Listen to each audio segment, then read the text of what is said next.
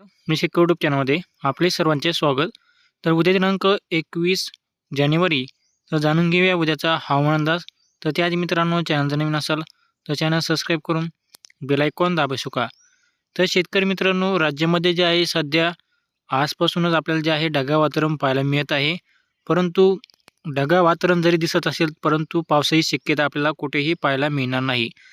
तर उद्या दिनांक 21 जानेवारी तर उद्या 21 जानेवारीसुद्धा राज्यामध्ये जे आहे असे ढगाळ वातावरण राहणार आहे आणि पावसाची शक्यता आपल्याला जे आहे पाहायला मिळणार नाही.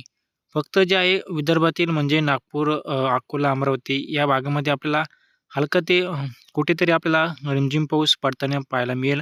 नाहीतर कुठेही आपल्याला पावसाची शक्यता जी आहे उद्याच्याला आणि आज कुठेही पाहायला मिळणार नाही. तर शेतकरी मित्रांनो, असेच हवामान जाणून घेण्यासाठी चॅनल सबस्क्राईब करून बेल आयकॉन दाबायचो का. धन्यवाद.